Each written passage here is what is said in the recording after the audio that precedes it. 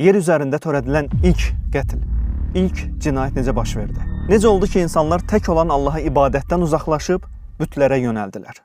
Peyğəmbərlərin tarixi seriyamızın 4-cü bölümündə bunları öyrənəcəyik. İlk qətl, ilk sapma. Bismillahirrahmanirrahim. Adəm və Havva yer üzünə indilər. Bununla da çətinliklər, məşəqqətlər, imtahanlar və sıxıntılar başladı. Bir müddət sonra Allah Adəmə aleyhissalam və Havvaya oğlan və qız övladları nəsib etdi. Hamiləlik və çoxalma prosesi başladı. Havvanın hər hamiləliyində Allah-u Teala'nın izni ilə bir cüt, bir oğlan və bir qız doğulurdu. İkinci hamiləlikdə də eyni şəkildə bir cüt oğlan və qız idi. Allah Azza və Cəllə Adəmə 2 oğul nəsib etmişdi. Birinci hamiləlikdə bir oğlan, ikinci hamiləlikdə isə yeni bir oğlan olmuşdu. Onlardan birinin adı Qabil, digərinin isə Habil idi. Adəm Peyğəmbərin aleyhissalam Allahdan aldığı ilahi bir qanun vardı. İlk insanlar. Onlar necə evlənəcəkdilər? Bax, onlar qardaş bacı idilər. Hər bir oğlan digər hamiləlikdən olan qızla evlənməli idi. O, öz əkiz bacısı ilə evlənə bilməzdi. Və bu, yalnız Adəm Peyğəmbərin aleyhissalam nəsli üçün qoyulan qanun idi. Onlar böyüyüb, evlilik yaşına çatanda Adəm aleyhissalam oğulları Qabil və Habilə evlənməyi tapşırdı. Ey Qabil, ananın digər bətnindən olan Habilin əkizi ilə evlən. Ey Habil, sən isə Qabilin əkizi ilə evlən. Habil Allahın qanununu və atasının əmrini qəbul etdi. Lakin Qabil qəbul etmədi və imtina etdi. O dedi, heç kim mənim əkizimi ala bilməz. Habil ona dedi, amma bu Allahın qanunudur və atamız belə buyurub. Qabil dedi, mən bunu etməyəcəm və sənə də əkizimi verməyəcəyim. Narazılıq xəbəri Adəmə aleyhissalam çatanda o, onlara belə dedi. Allah-u Teala'nın hökmünü bilmək istəyirsinizmi? Hər ikiniz bir qurban təqdim edin. Kimin qurbanını Allah qəbul etsə, onun sözü keçərli olacaq. Habil qoyun otarırdı. Qabil isə əkinçilik edirdi. Yəni biri çoban, digəri isə əkinçi idi. Qabil öz məhsulunun ən pisini götürüb, onu Rəbbinə təqdim etmək üçün dağın üstünə qoydu. Habil isə sürüsünün ən yaxşısını, ən iri qoyunu götürüb, dağın üstünə qoydu ki, onu Allaha təqdim etsin.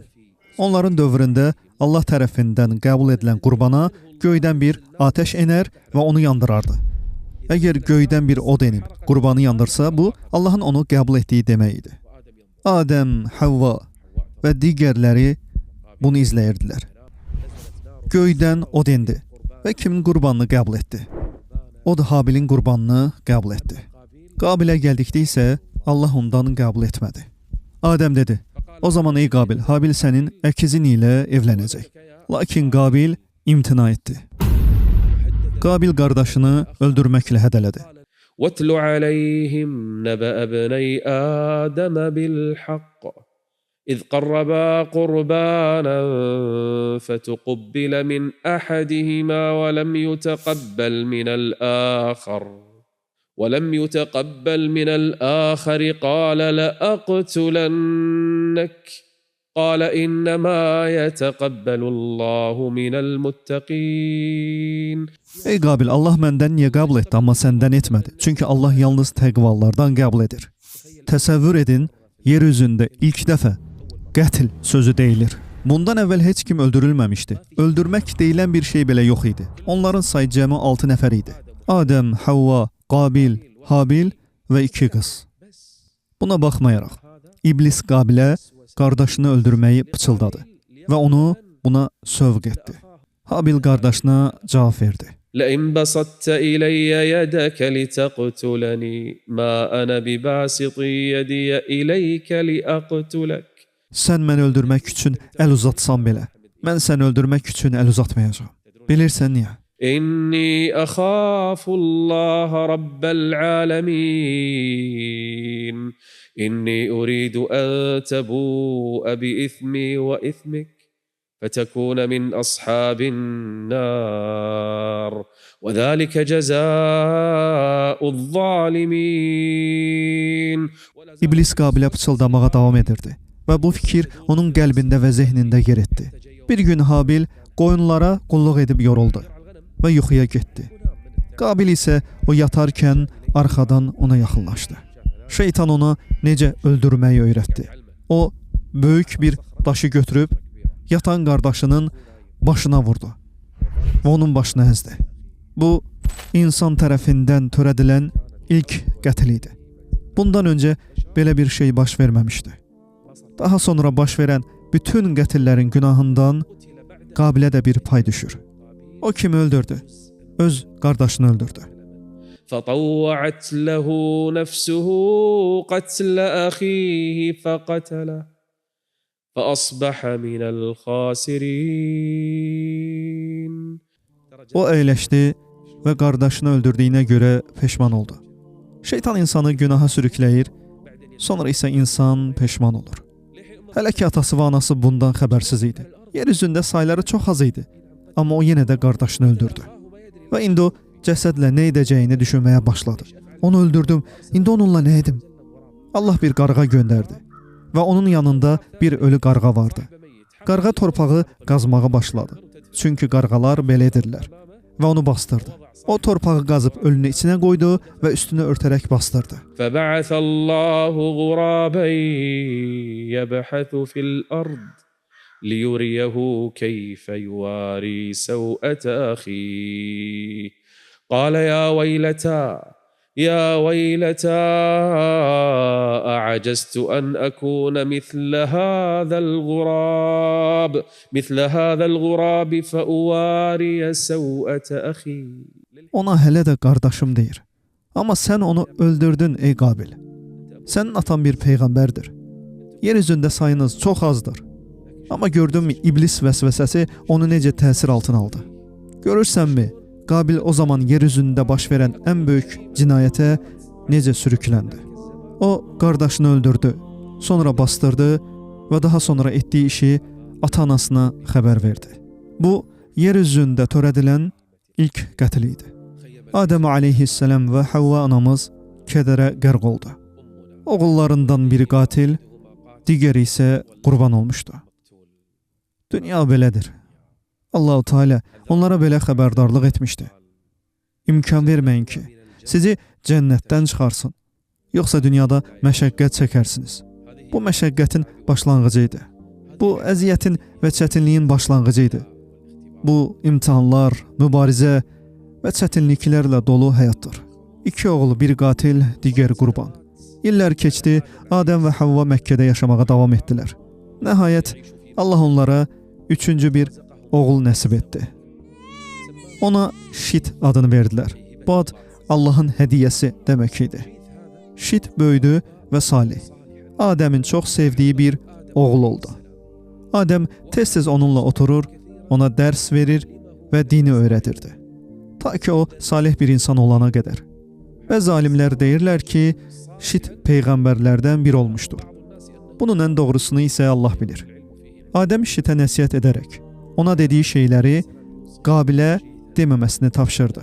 O dedi, o qardaşını öldürdü. Qorxuram ki, səni də öldürsün. Qorxuram ki, Allahın sənə verdiyi elmə, hidayətə və şərəfə görə sənə həsəd aparsın. Adəm Şit üçün qorxurdu və baş verə biləcək şeylərdən ehtiyat edərək ona qardaşına heç nə deməməyi tapşırdı. Uzun illər yaşadılar və Adəmin nəslinin sayı tədricən artmağa başladı. Nəhayət, Adəmin yaşı 940-a çatdı. Ona kim gəldi? Təbii ki, ölüm mələyi gəldi. Adəm ona baxıb dedi, sən kimsən? Mələk dedi, mən ölüm mələyiyəm. Sənin canını almağa gəlmişəm. Adəm soruşdu, niyə? Mələk dedi, çünki sənin ömrün sona çatıb. Adəm dedi, mənim hələ çox ömrüm qalıb, vaxtım hələ bitməyib. Mələk dedi, xeyr, sən öz ömründən 60 ili oğlun Davda vermisən. Adəm dedim, mən verməmişəm. Adəm verdiyi sözü unutdu, buna görə onun övladları da unutdu. Adəm inkar etdi, buna görə onun nəsli də inkar etdi. Adəm itaətsizlik etdi, onun nəsli də itaətsizlik etdi.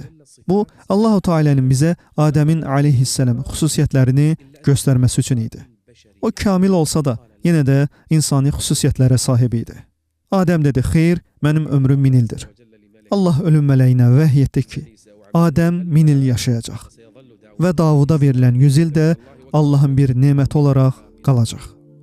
Ölüm mələyi onu tərk etdi və 60 il sonra geri qayıtdı. Hətta Havva dedi: "Get, bizə gəlmə." O, ölüm mələyinin Adəmin canını almasını istəmirdi. Adəm ona dedi: "Qoy gəlsin, mənim vaxtım çatıb." Onun xanımı və övladları onun üçün kədərləndilər. Lakin nə etməli olduqlarını bilmirdilər. Cəbrail gəldi və Şiti atasını necə yumağı, necə kəfənləməyi, necə bastırmağı və onun üçün cənazə namazını qılmağın qaydasını öyrətdi.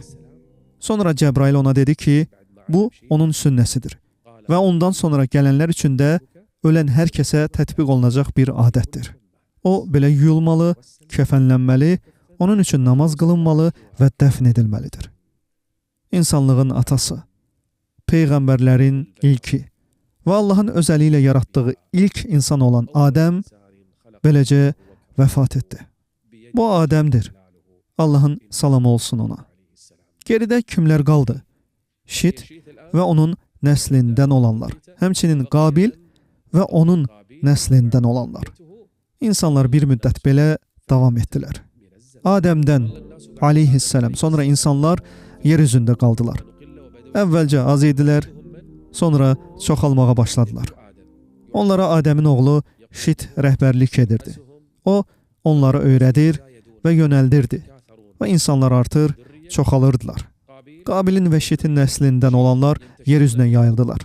Şitin nəslindən olanlar Qabilin nəslindən olanlardan daha salih idilər və onlar fərqli yerlərə yayılırdılar. Onlar illərlə, sonra 10 illiklərlə, ardından yüzlərlə il bu vəziyyətdə qaldılar. Onlardan bəziləri günahlar, haqsızlıqlar edirdi. Xətaları və günahları var idi, lakin hamısı tövhid inancı üzərində qalırdı. İnsanlar nə qədər çoxalsa da, heç kim Allaha şərik qoşmağa cürət etmirdi. Onların arasında günahlar olurdu, xüsusilə Qabilin nəslində. Lakin onlar müşrikliyə yaxınlaşmırdılar. Bu, nə qədər müddət davam etdi? 10 əsr boyunca. Bir əsr 100 il idimi? Ən doğrusunu Allah bilir. 1000 il idimi? Ən doğrusunu yenə Allah bilir. Əsr bizim bugün adlandırdığımız kimi deyildi. İnsanlar 10 əsr boyunca Allaha heç bir şeyi şərik qoşmadan yaşadılar. Şirkdən savayı digər günahlar və azğınlıqlar edirdilər. وما كان الناس إلا أمة واحدة. Onlar bir ümmət idilər və tövhidə bağlı idilər. Onlar bu hal üzərində 10 əsr qaldılar, ta ki bu hadisə baş verənə qədər. Çünki iblis insanların yalnız zina etməsini, içki içməsini və ya adam öldürməsini istəmir. Bunlar onun üçün heç nədir. Çünki onun əsas istəyi insanların Allaha şərik qoşmasıdır. Çünki müşriklik hər şeyi batil edir və insanları cəhənnəmə aparır.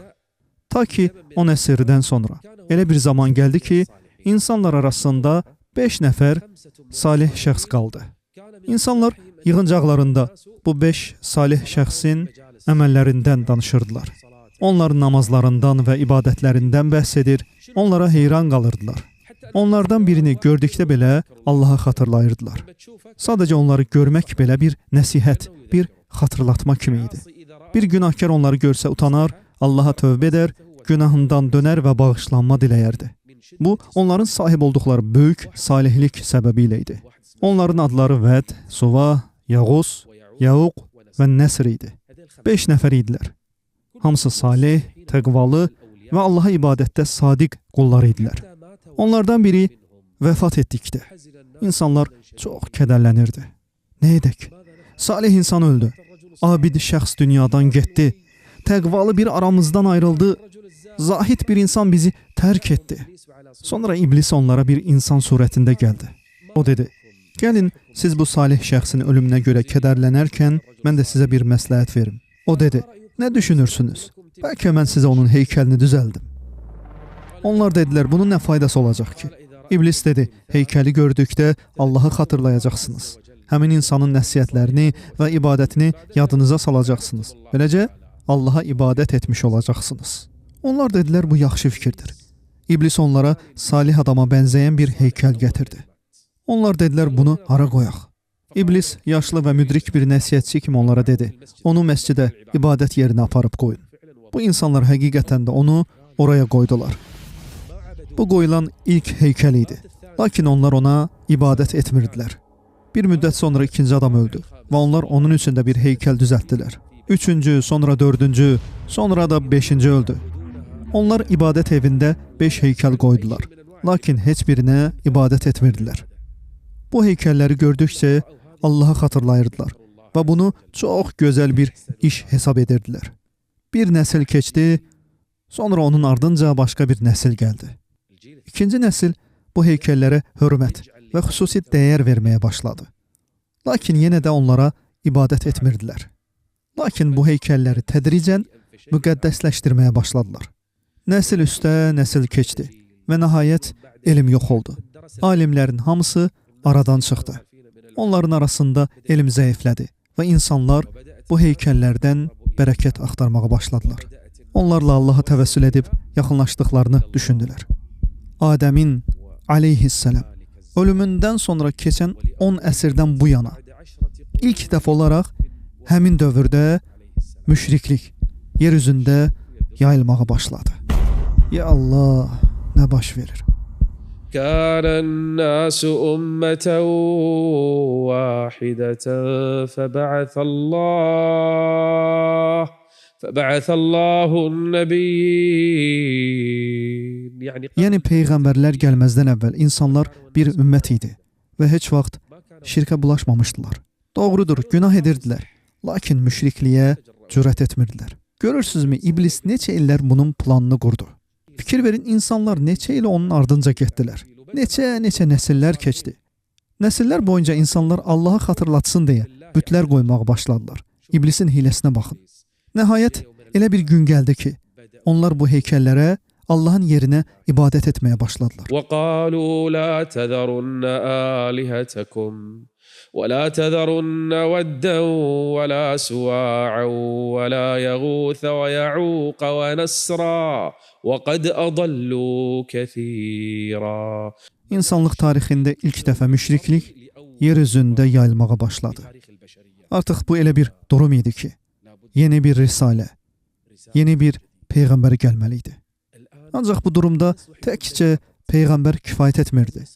Həm nəbi, həm də elçi olmalıydı. Fərqi nədir? Nəbi özündən əvvəlki dini təsdiq edir. Elçi isə yeni bir mesaj, yeni bir şəriət gətirir. Artıq insanlıq yeni bir risaləyə ehtiyac duyurdu. İnsanlığa gələcək ilk elçi kim olacaq? Adəm ilk nəbi idi. Amma indi insanlığa ilk elçi gələcək.